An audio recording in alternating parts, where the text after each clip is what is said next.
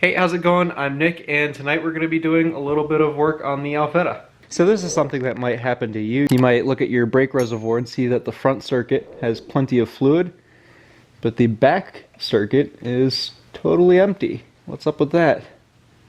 Well, you know, they say master cylinders are like a dog's nose. If it's wet, it's healthy. I'm just kidding, nobody says that. Really the problem is all up here. There's two little rubber grommets that seal this plastic reservoir to the metal master cylinder, and it just so happens that that back one is leaking. I'm going to replace both of them just in case. This Alfa has the reservoir mounted directly on top of the master cylinder. I know a lot of Fiats use remote reservoirs, so you'll get the two plastic bottles mounted somewhere up here, and you have two rubber hoses going down, and it's exactly the same way. You have the two grommets, and they'll actually have little plastic fittings that push into the rubber grommets, and then that's what the hose connects to. But you'll still have that rubber grommet there that after 40, 50 years might be a potential leak spot. The first thing I need to do is remove the leftover fluid in the front circuit reservoir, so I'm going to take the cap off and remove this little plastic strainer.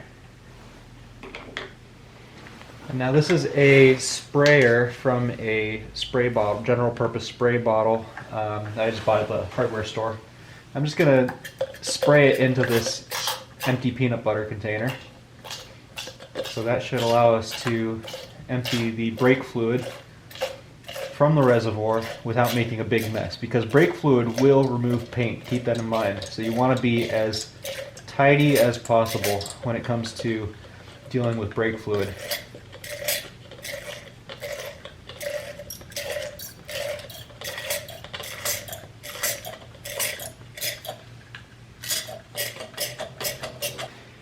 Now I've put a bunch of rags around and under the master cylinder just to catch anything that might drip. And really this is just press fit. It should just pull right off with a solid tug. Now you want to be careful that you don't break the plastic reservoir. Oh God. Or splash yourself in the face.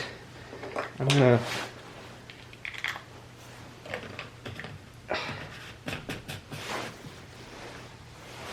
So there's the front one off, and there's the rear. And those are the two little nubbins that stick into the master cylinder, and they're barbed, which is why they're so difficult to get out.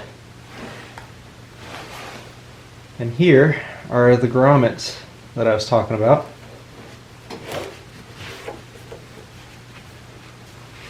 So there's the one for the front circuit and the one for the rear circuit, and these should just pull straight out.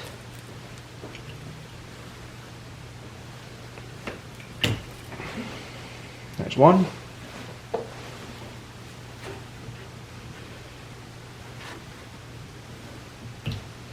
And there's two.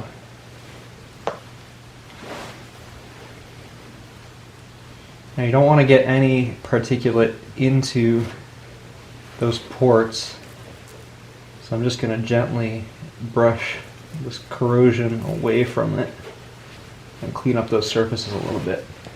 But now they should be ready for the new rubber grommets. So that's what they look like new. Roughly the same as the old ones, but with a couple more little pronounced ridges to help seal against the master cylinder and against the reservoir. So these should just pop right in. That. There's one. And there's two. Okay, and before I put the reservoir back on, I just want to clean up these surfaces as well.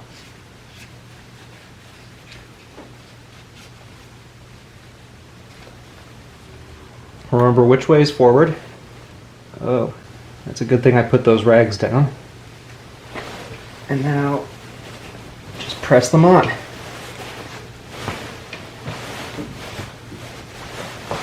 Let's see. Doesn't look like it's all the way seated.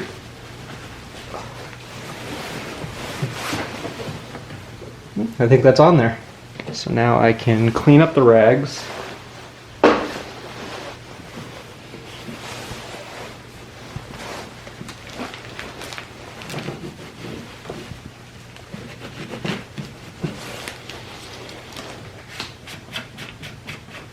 Make sure that your strainer is still in there. Now I just need to fill it up with brake fluid.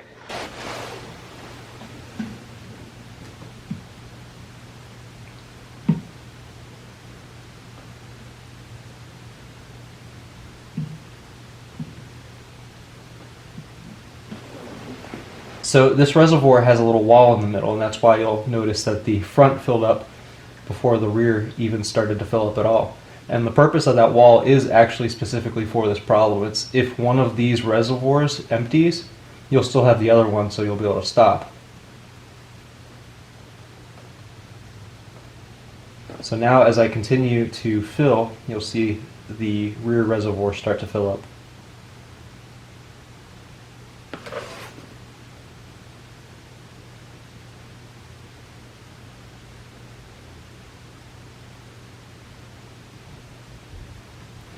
And there we go.